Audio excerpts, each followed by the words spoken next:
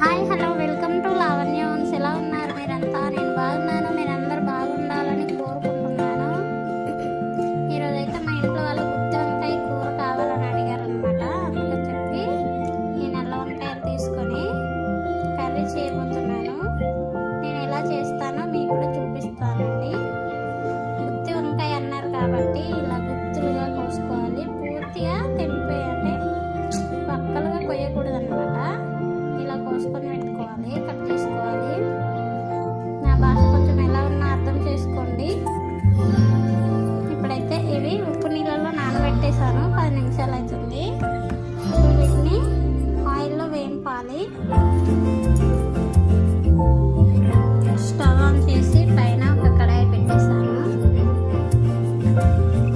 దీనికోసం నేను ఇక్కడ పచ్చిమిర్చి, ఆనియన్, టమాటోస్ కూడా కట్ చేసి పెట్టుకున్నాను. ఇప్పుడు నేను ఈ కడాయిలో ఆయిల్ వేసుకుంటున్నా.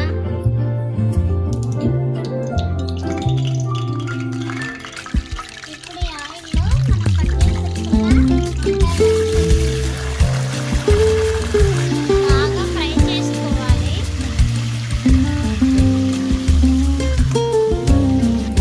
చూసేద్దాం మన వంకాయలు ఎలా అయిపోయాయో. డీప్గా అయితే ఫ్రై అయిపోయాయి. మెత్తగా మంచిగా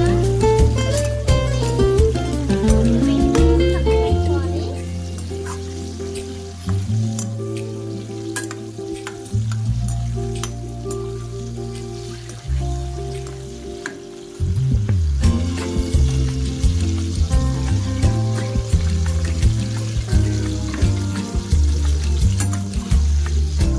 ఇప్పుడు ఈ ముక్కలని ఫ్రై చేసుకోవాలి.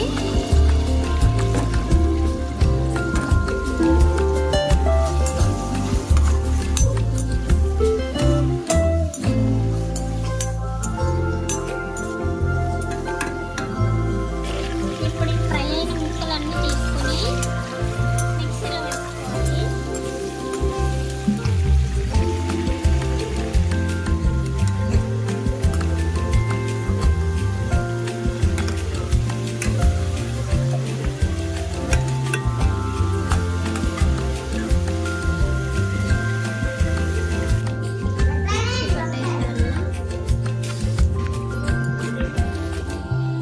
ఇప్పుడు ఇది ఫైన్గా మిక్స్ చేసుకున్నాం అనమాట. ఇప్పుడు ఇదే ఆయిల్లో కొంచెం బిర్యానీ ఆకు, కొన్ని పోపు దినుసులు, పోపు అయితే వేసుకుంటున్నా. ఇప్పుడు ఈ మిక్సీ పట్టుకున్న పేస్ట్ అంతా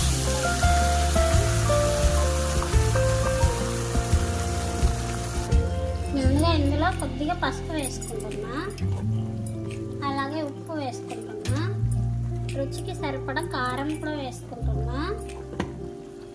దీన్నంతా బాగా కలుపుకోవాలి అన్నమాట.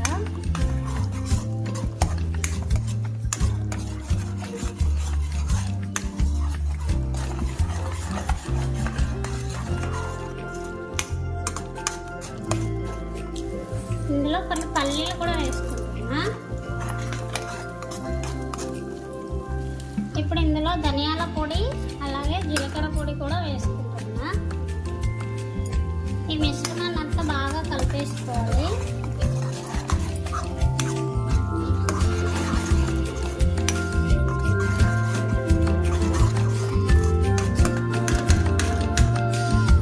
ఇప్పుడు ఇందులో ఒక టీ కప్ వరకు వాటర్ వేసుకోవాలి.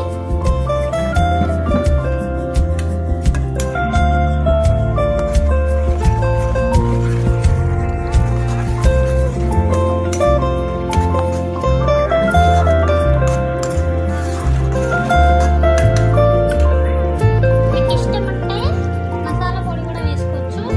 ఇప్పుడైతే నేను ఫ్రై చేసి పెట్టుకున్న వంకాయ ముక్కల్ని కూడా ఇందులో వేసుకుంటున్నా.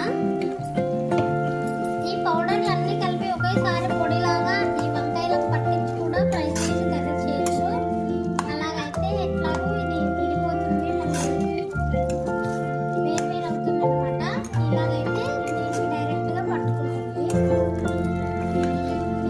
ఇందులో కొద్దిసేపు ఉడికించుకోవాలన్నమాట. ఫైనల్గా మన కర్రీ అయితే రెడీ అయింది. గుత్తి వంకాయ కర్రీ.